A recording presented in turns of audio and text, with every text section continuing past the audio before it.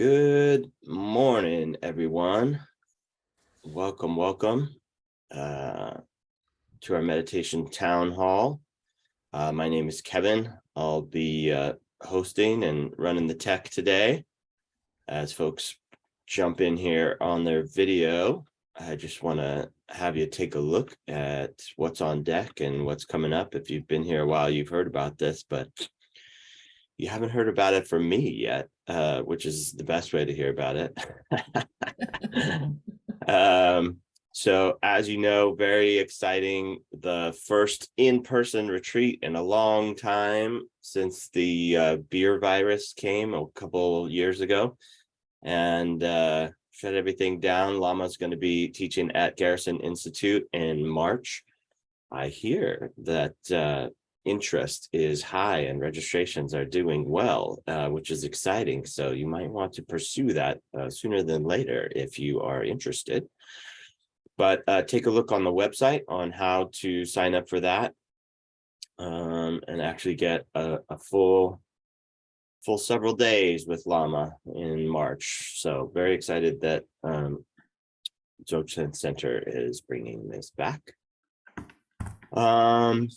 Today we have with us the amazing Pete, who's going to be doing his special thing. And if you've seen that before, you know how special it is. So I'm very stoked to be supporting him today. Let me hold on, let me just let a few more folks in. Love seeing faces if we can, but no need to if you don't need to. And Pete, I am going to pass it over to you and let you take the stage because I'd rather hear your voice than mine. All right, well, thank you. Good to see you all.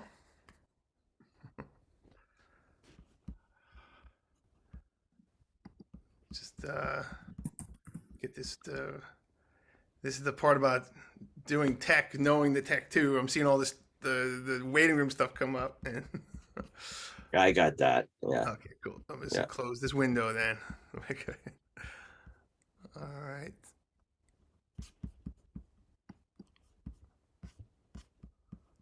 All right, so how's everybody doing? I can't hear you.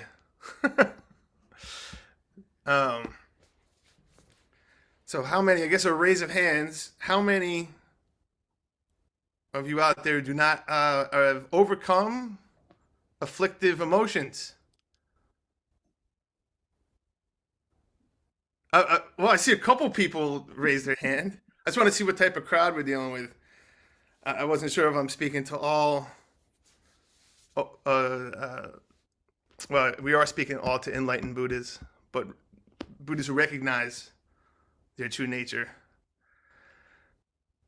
So then some of you are like me and probably on a regular basis deal with thoughts and feelings and emotions that make us uncomfortable, to say the least, or are painful. So I was thinking about a couple of things that were triangulating recently in my practice and in my thoughts. Gratitude, which Lama has been talking about quite a bit. He had in this new year. And I know the master class, I believe he spoke about gratitude.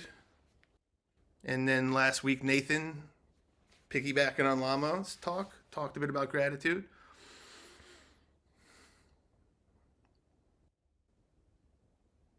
So gratitude has been sloshing around in the old noggin.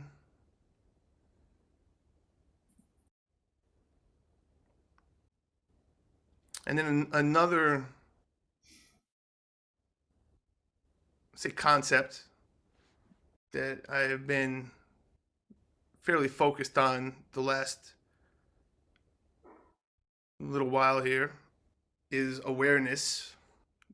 Right? I mean, we obviously, all of us as Dzogchen meditators are very concerned with awareness, right? But I've been more concerned recently with what it means to recognize awareness. And in part, I've been pushed. I don't want to say pushed. I've been led to think more about recognizing awareness and what that might mean by painful emotions and afflictions, afflictive thoughts, right? So these concepts, these three concepts, or let's say ways of being, perhaps, all come to mind when I was asked to lead today. And it seems to be able to tie into what others have been sort of talking about.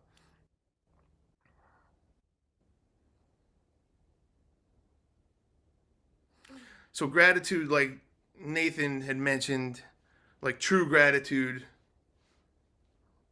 right, flows naturally when we are aligned, or when we are when we are grateful for something, right? You can't necessarily fake being grateful, right? So it's a naturally occurring state of mind.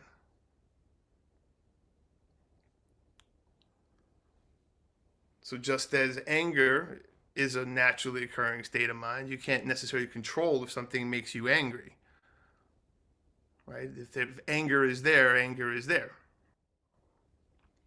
Now we could get to what you do with anger and all of that, but that's a different, different talk. So similarly, gratitude flows in that way.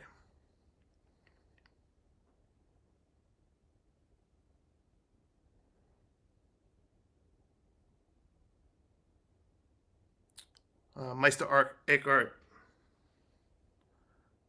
famously said, or at least I believe he famously said, if the only prayer you ever say in your entire life is thank you, it will be enough. So gratitude obviously is of great importance. Typically, when we think of gratitude, we think of giving thanks for something, most often that somebody did nice for us, or something that's pleasant, right? Thank you for bringing me this plate of food. I have gratitude for that. That's pretty easy. It's a little bit harder if somebody comes out of the kitchen and pulls a knife on you to say, I thank you for pulling this knife on me.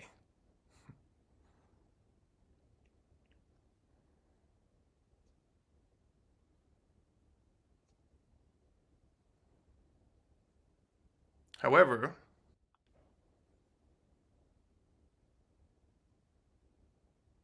to truly be able to express gratitude for this human life, right, which is one of the teachings of precious human life, right, that we're meant to ponder how precious human life is, and how it gives us this opportunity for enlightenment that all these other types of lives don't give us. Now, in the traditional scheme, we could talk about different types of lives, different types of realms that we could have been, or may be later, or have in the past been born into. And you can contrast that with what you gain from having a human birth. And by understanding that what you gain from a human birth is a degree of freedom, or a degree of understanding of our circumstances, right? Which perhaps animals and other forms of life don't have access to, right? It gives us this point to be able to reflect upon, and to essentially to learn from, right? And to be able to contrast off of, to be able to recognize a pure awareness, or recognize Buddhahood from non-Buddhahood, or nirvana from samsara, right? So this is part of what we gain by having a precious human birth.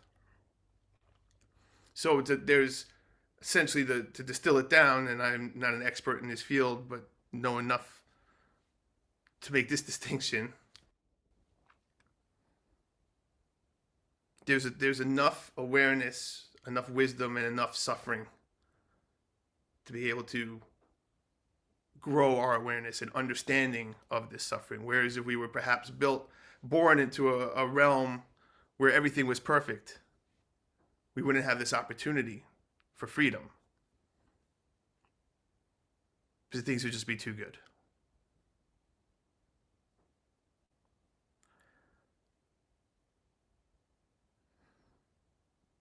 So, how does this relate back to gratitude? Well, gratitude for our human life. And to have gratitude truly for a human life, we have to encompass all that it means to be human, including all of the pain, the suffering, the loss, the impermanence, the afflictive emotions of all kinds, kleshes, karma, whatever we want to call it. Right? So to be grateful for being alive, truly, to be truly grateful, encompasses all of this.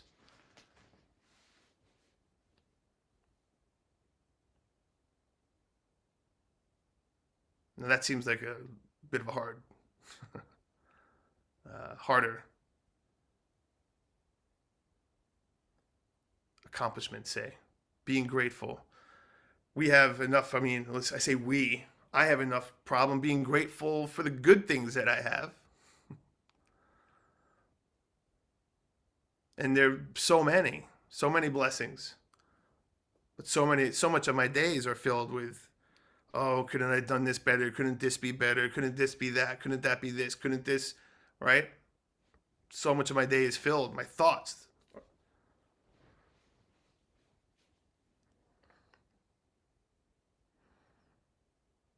So, true gratitude for all that is,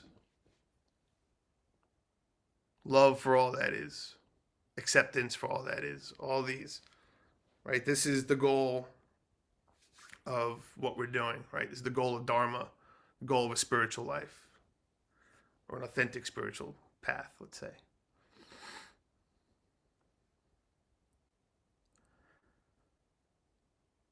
So, where do we find this ability to be grateful for all the stuff that sucks?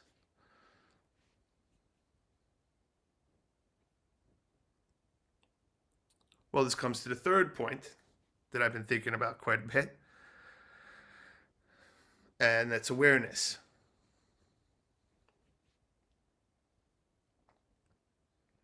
So we talk about awareness quite a bit. If you read any particularly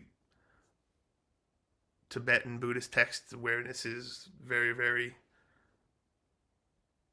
front and center. I've recently been reading a lot of Yogi Mingyur Rinpoche, if anyone's familiar, has a great, many wonderful books and teachings.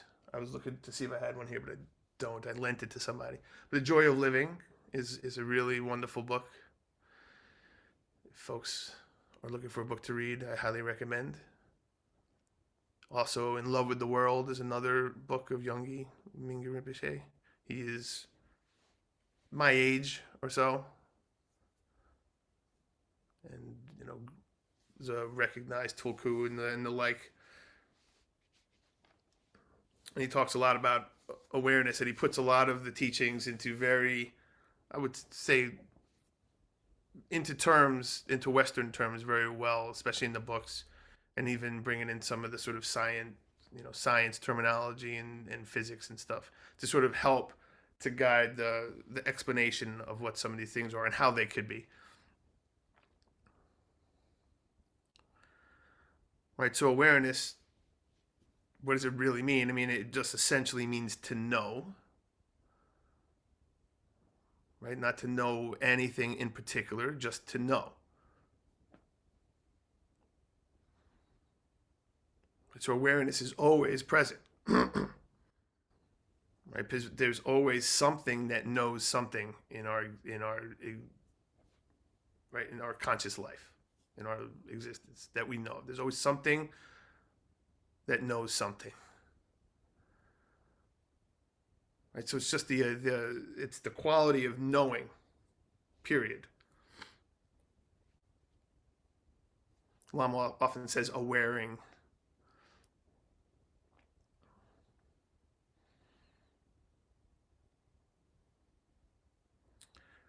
And not to get too down the rabbit hole of trying to explain all the finer points of that, let's just go through to some of the other aspects of awareness.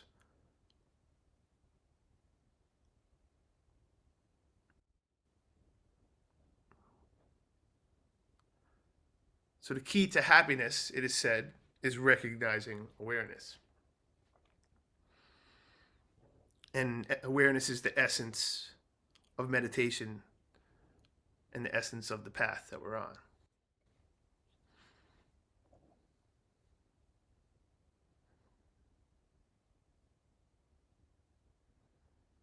So awareness differs than knowing something, right? Than recognizing something as a means to doing something, right? So we have these three pieces that we're sort of talking about gratitude, right? Gratitude for all of existence. We're talking about suffering, right? Afflictive emotions, painful sensations, right? How those we can have gratitude and understanding and peace within all of these. And then awareness, which is the key to having gratitude and wisdom through whatever we face in this human existence or in any existence. Recognizing awareness. Lama often says awareness itself is curative. It is our natural quality of mind. And within awareness, right, the aspects of awareness, let's say, emptiness, another term I'm not going to go deep into this, but emptiness, openness, say, pure possibility, pure creativity, not an object, beyond object, right? Clarity,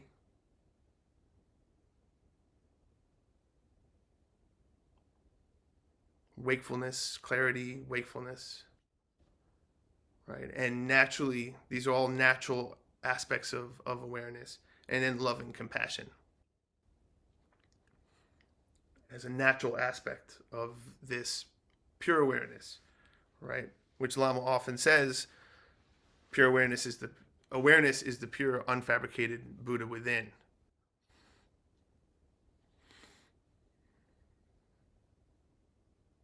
So now one might ask, okay, well, how does awareness help with painful emotions, right? How does that? What is the mechanism there? So this is something that I know quite a bit about, or at least the wrong way of trying to understand it.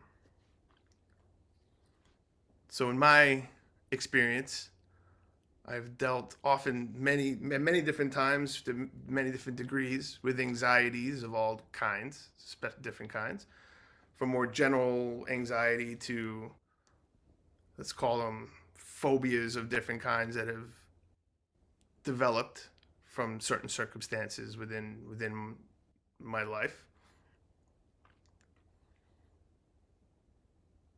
And these anxieties and these afflictions, which have been a really tough part, let's say, tough part of my life for many years that I've felt have held me back from many things at various times, are the same emotions and feelings that have led me to the path.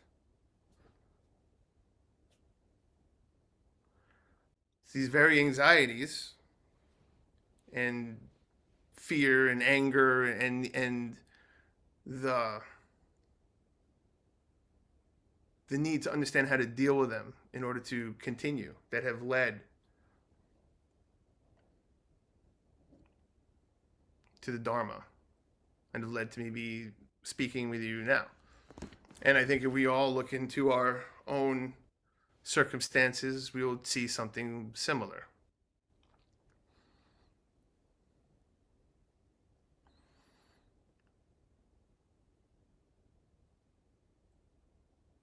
However, only to recently, I would say, even though just because we don't recognize what might be happening or recognize what we're learning from the Dharma or what we're gaining from it or what's happening from the Dharma, just because we don't recognize it doesn't mean that it's not happening or that it's not the truth of what's happening. Right? Just as the fact that we don't recognize that we are awakened beings, as it says in the teachings of the Natural Great Perfection, just because we don't recognize that doesn't mean that we are not. It just means we haven't recognized. So I bring this up to say, for many years, I was realizing that in dealing with with these emotions or looking to meditate on them, often what I found myself doing was thinking that awareness is becoming aware of what my problems are so that I can better solve them. Right? So by sitting, being more aware, right? And this is true, you can allow thoughts to come in, you can start to see how they form, right? Or you become more aware, right?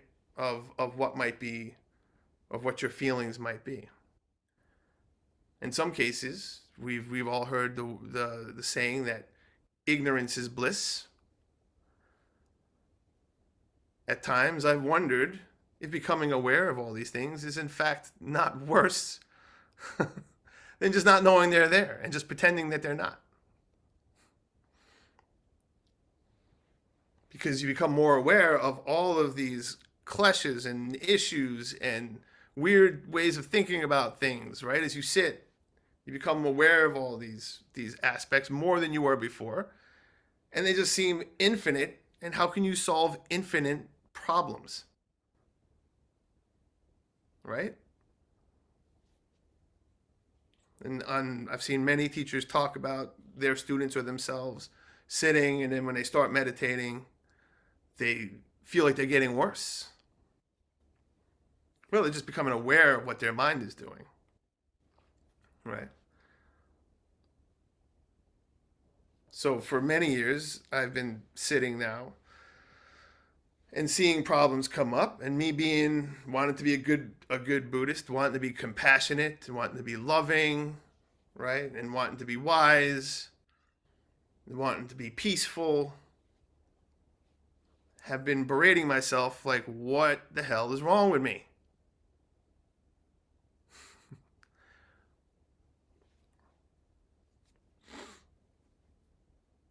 Right? Because how can you be a great Buddhist when you have a lot of anger, right? How can you be, you know, I grew up in a Christ loving household. My mom's very devoted Seventh Day Adventist. So there's this idea of being Christ-like, which I think sometimes comes into my mind as well. Right? But if I'm sitting there and what I'm revealing is my true feelings, and underneath even some of the things that I think are good things, like I want to be, nice to this person, but then I keep sitting and I realize that some of the feelings come up is I want something from this person, right? And there's this sense of like revelation. Oh, I'm being revealed my true nature. My true nature is all of this more negative stuff beneath the surface, even than what my emotions on the top level, which I can most of the time justify if I don't look too deeply at, right?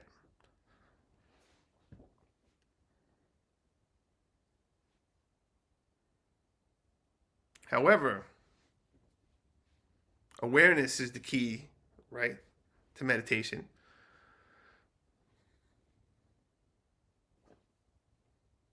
But it's not awareness to then identify all of the issues and then try and solve them or not solve them, right? Because that is, again, is a mechanism for doing, and that's not actual meditation. It stops at awareness, just being aware. And this is a very, very difficult thing for me to understand, and for many, many years, until recently am I just now starting to, just the tip of the iceberg, understand what that actually means. So I'll take a quick example. I've had, for some reason, I had a lot of things happening in the fall, and it doesn't matter, but I've recently developed a little bit of a fear for getting on the ski lift with my kids on the mountain, because I don't like being stuck in places. It's a long story, but I got sent away at a young age, and there's all these triggers and yada yada. We can go deep into psychology. I could write a book or two about it, and it'll be fun. That's not the purpose of this, but let's just say, problem, anxiety getting on ski lift. Yesterday we went, right, and I walk up to it, and heart's racing, thoughts racing, right? All these thoughts, and your body is telling you there's something to do here. You must do something. You either run away from this thing, this is a wild animal about to kill you, or you're coming here to fight something, and let's get it on. Which is it? Right? My body, that's what my body and all the thoughts, that's what they're telling me. But what's the truth of the matter? Truth of the matter is, I'm standing with my daughter, who's lovely, 10 years old, who's having a great time. We're talking, and I'm just getting on a ski lift. And we're going to go up to the top of the mountain, and it may stop for a moment because someone may have fallen over or dropped a pole. Right? This is not imminent danger. So this moment, and now with all of the practice, I'm being able to see, okay, so just bring awareness to it, right? Because there's actually nothing that can be done. Right? Once I'm on the ski lift, I have two choices. Sit there until we are off, or I guess make things worse by trying to jump off somewhere and breaking an ankle or something. Right? If I feel trapped. Right? There's nothing to fight. There's nothing to do. I could fight tigers. I could fight imaginary things all day. So this has given me this opportunity, this wonderful opportunity. Coming back to being grateful. It'll all come back together someplace in here and make sense. For being grateful for this opportunity to watch my mind work. Right? Grateful for this opportunity of heightened emotional content, of thoughts, so that I could recognize and practice just being aware and try out what we've been taught. Does it actually work? If you just sit there, allow things to be as they are, leave it as it is, and just observe, does it actually work? And I'm here to say it does. So awareness, as Lama often says, and as we hear, is curative in and of itself. Now, there's a whole bunch of reasons of why this could be. There's a lot of scientific reasons we could talk about unwinding habitual patternistic thinking, right? And all of this. And it's rich literature and thinking out there, and a lot of it is awesome and true. Don't have time to go into all of that. But what I can say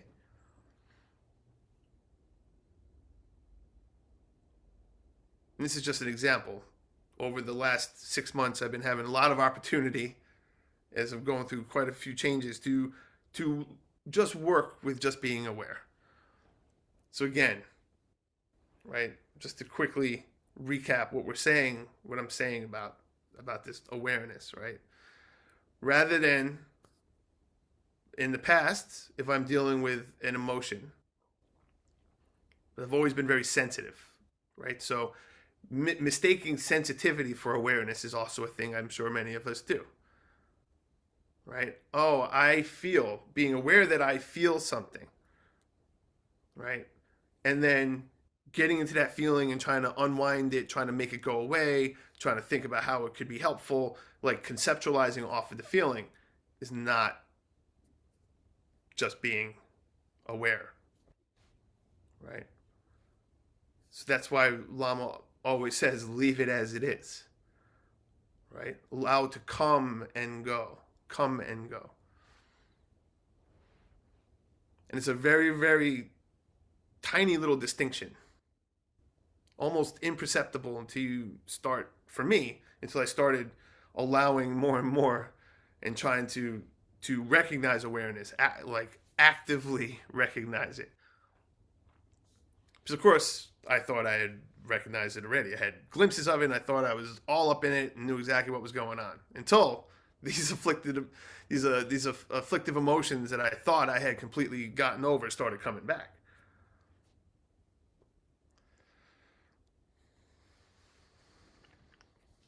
So, to wrap up on this talk that went far longer than I had anticipated, and I apologize for that. I know this is the meditation town hall, and we haven't, after all that, we've done no meditating. Everything is meditation, though. Everything can be meditated. That's our practice, Dzogchen practice. It's all meditation. It's all non-meditation.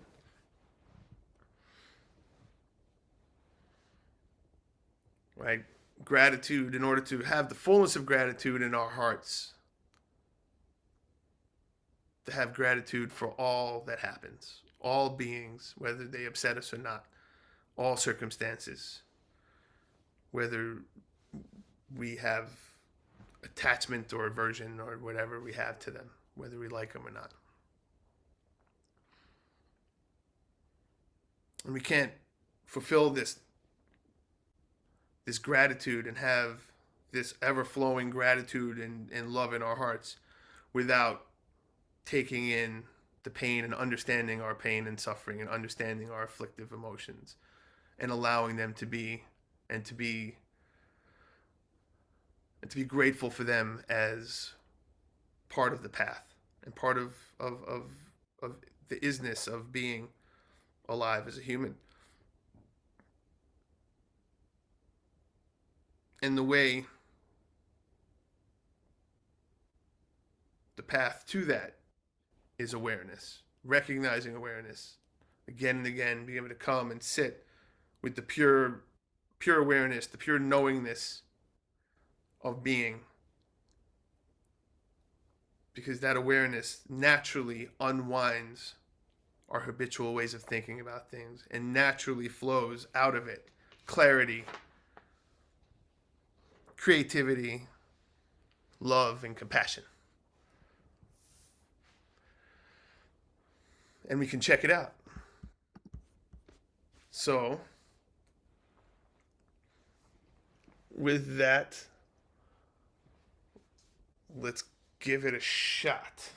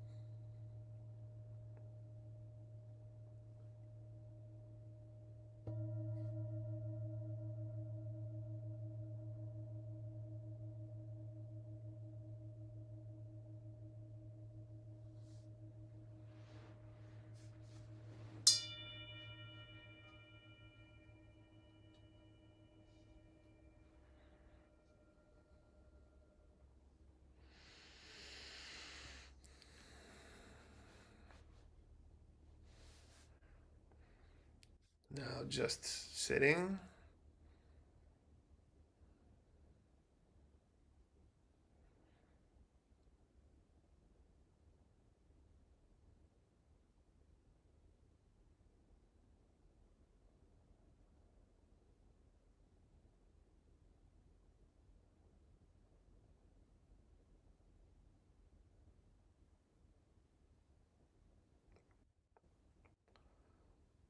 It's just natural body.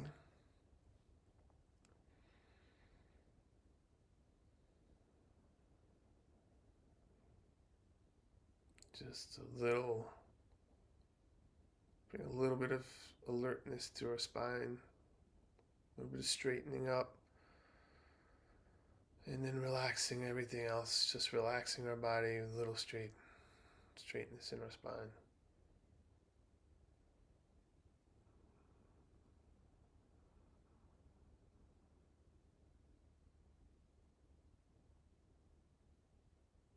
And just aware of body.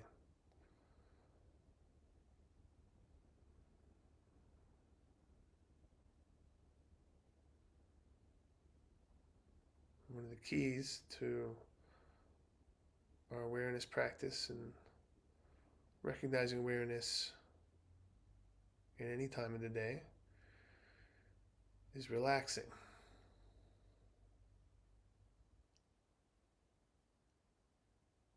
Just allowing relaxation.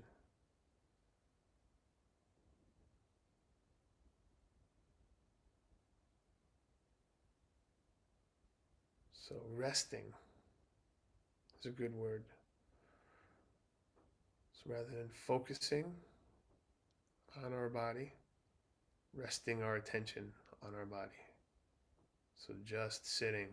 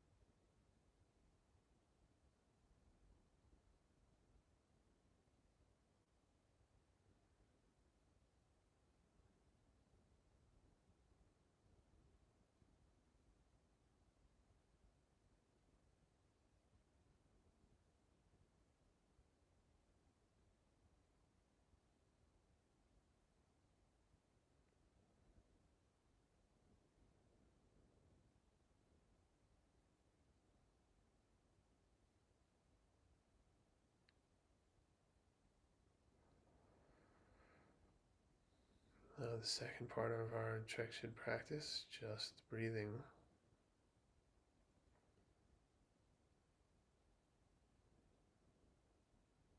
Just aware of breath. Resting our attention on the process of breathing.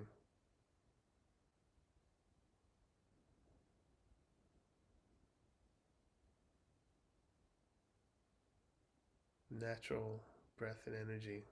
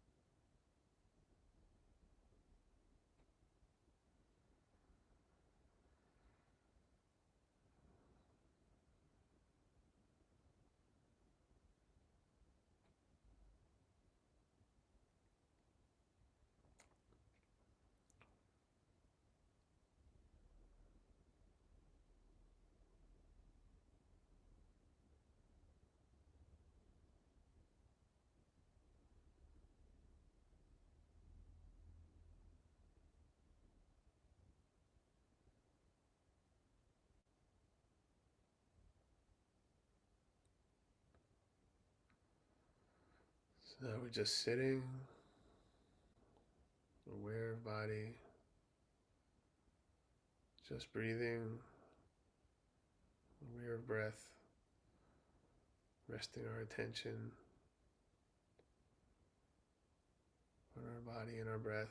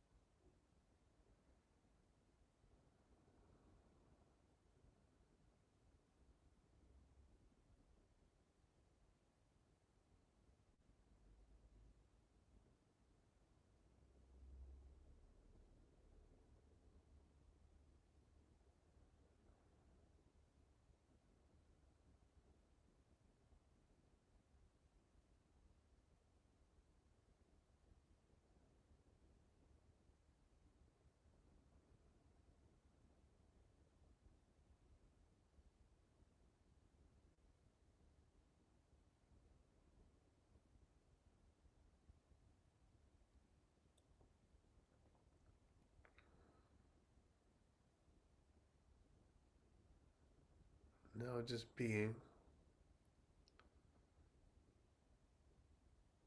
just aware of mind, heart, mind, aware of thoughts,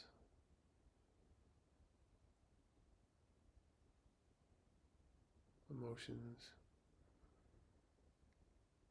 perceptions.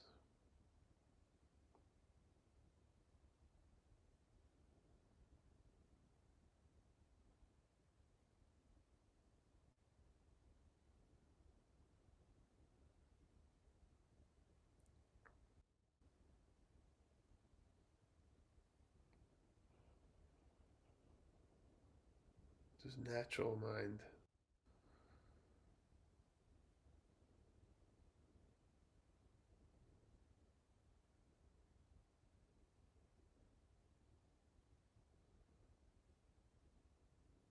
As Lama says, resting our weary heart mind. Just being aware. Nothing to do.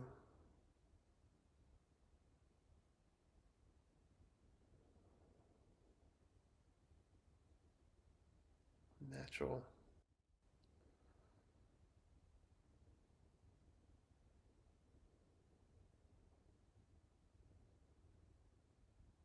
Aware.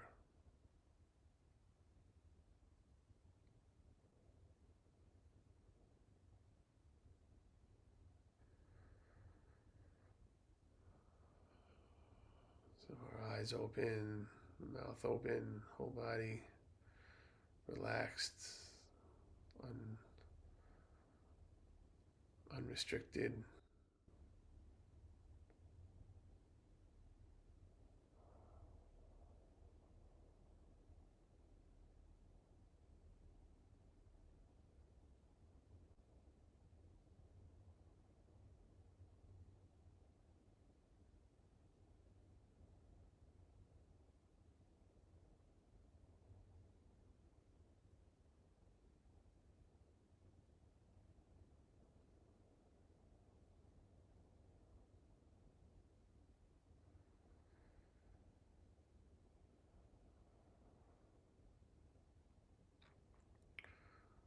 Remember that letting go, as Lama says, is letting come and go.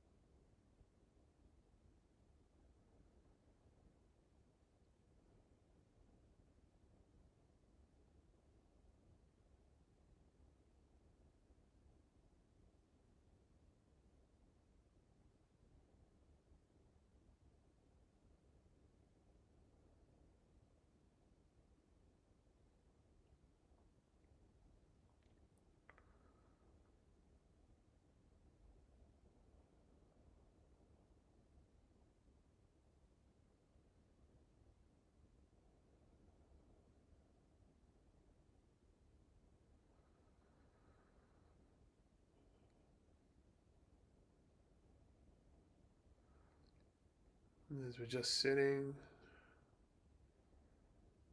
just aware of our body,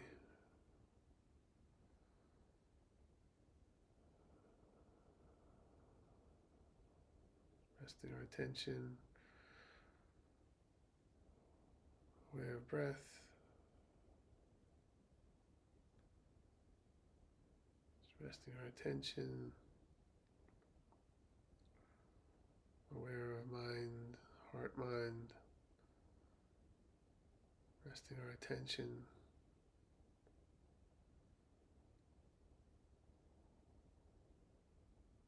As you're aware, perhaps you're aware of thoughts just coming and going. You may ask yourself, who is aware of the thoughts?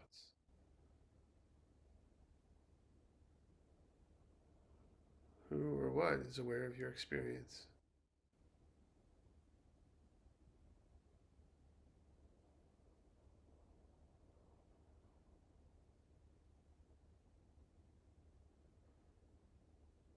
Is there a difference between the thoughts and the thinker who has the thoughts?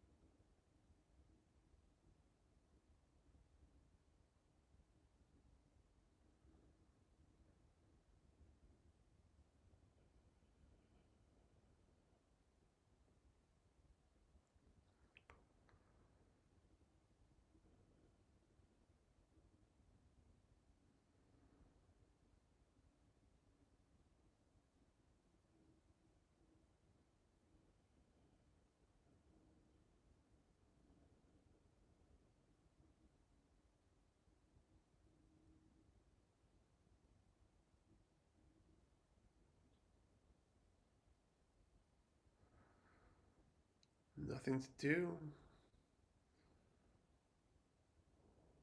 but remain in the view,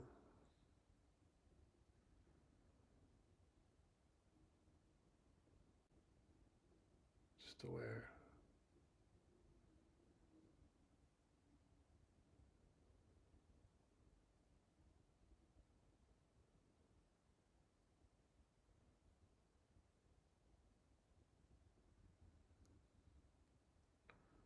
You can take this practice anytime, anywhere.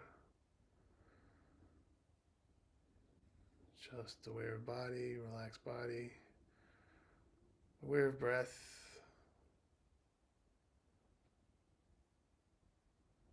Rest your attention on breath, rest your awareness on breath.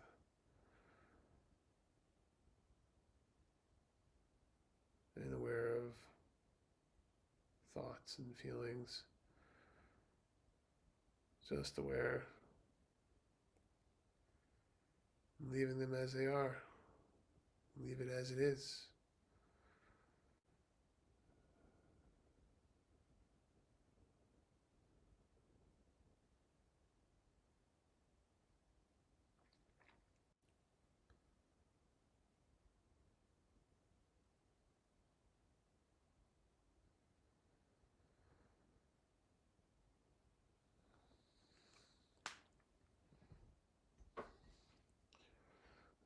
you won't forget how to do things.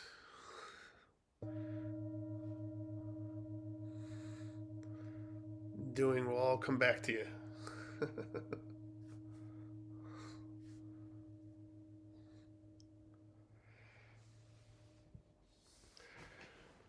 All right. So we'll do. I'd love to take requests, but let's do Omani Padme a little bit on the way out. So compassion for all beings, compassion for ourselves.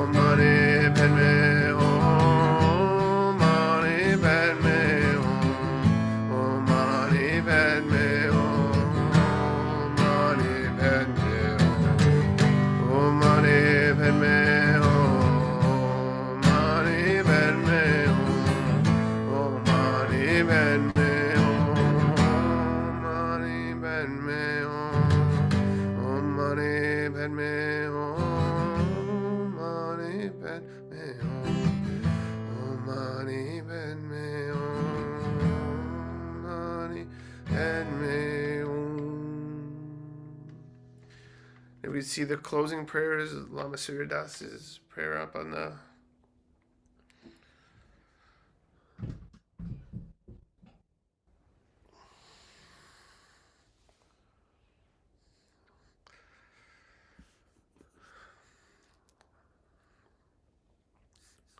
May all beings everywhere with whom we are inseparably interconnected and who want and need the same as we do, May they be awakened, liberated, healed, fulfilled, safe, and free.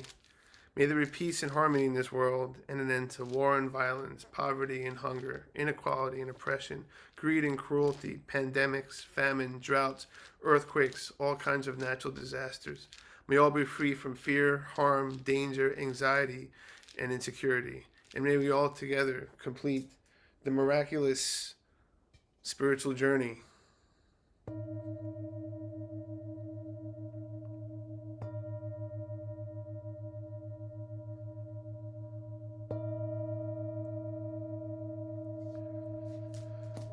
I bow to the Buddha in you, don't overlook it.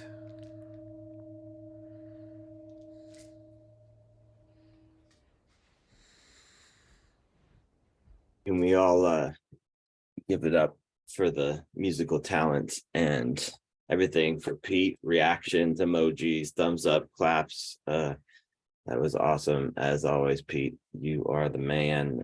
So glad to have a musical Buddha in this Sangha. It just adds so much. So deep gratitude back at you, my brother. Thank you all for being here. Thanks for joining. Check the links in the chat for the upcoming retreats, and we'll see you all down the road for another Buddha session. Cheers, everyone. Have a beautiful week.